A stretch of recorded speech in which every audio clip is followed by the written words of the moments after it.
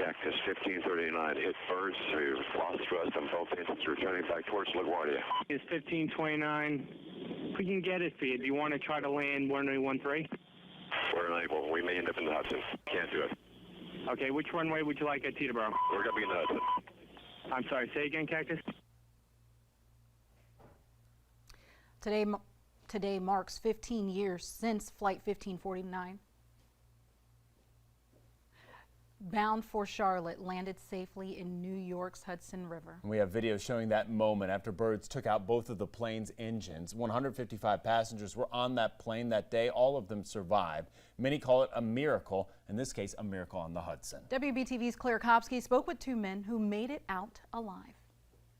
The plane made Charlotte its home in 2011, but for the past few years, it hasn't been open to the public while the Sullenberger Aviation Museum moved. To mark the 15th anniversary, the new interactive museum is set to open this summer.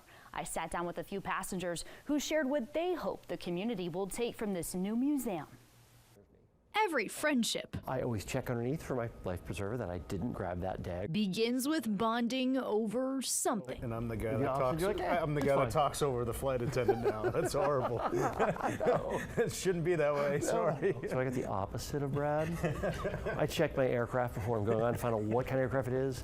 If I'm getting on an Airbus, on the door has a manufacturing date. I check my manufacturing date. For these two, it was on January 15th, 2009, moments after they took off from LaGuardia Airport on Flight 1549 bound for Charlotte. When I heard the impact of the Canadian geese going through the engine, I was in 21C, so I had a clear shot of that engine on fire. It was the hollow, I'd compare it to combat boots and a dryer. And then the smell of, I'd say, burning flesh and jet fuel poured down the aisle. When Sully says, "This is your captain, brace for impact." Seconds later, their plane began sinking into the Hudson River. Water started running in, but then you flip a switch. It goes from you're going to crash and die to you're going to drown now. So the adventure wasn't over by all means, and you had to keep moving, and people were disoriented. Passengers and crew members fought their way to the wings. Everyone was rescued before 4 o'clock. Every single passenger crew member was rescued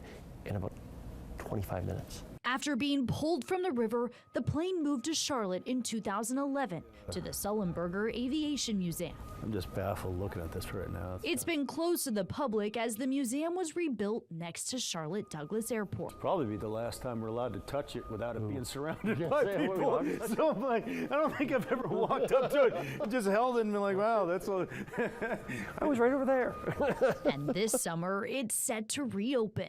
You'll see birds in the lighting, you'll see water splash up, sounds. So again, taking our visitors through the experience to then walk through the exhibits and see the showcases, see the artifacts, and they'll really understand it. It's expected to be a multimedia educational exhibit to inspire the next generation to think about how they'll respond in extraordinary circumstances. So North Carolina was originally first in flight with the Wright brothers flight in December of 1903. Our role as a museum is to not only tell that story and think about its history, but think about that dynamic process of innovation in the future so we remain first in flight. A world-class museum to share stories like those of the miracle on the Hudson. It was a miracle.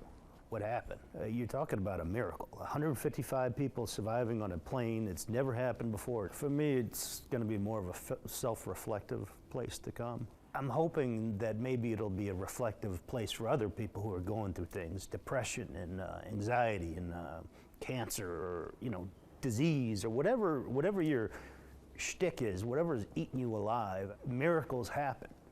These two passengers had so much to share. We wanted you to have the chance to hear more from them. Much more of our conversation with these two men is on our website.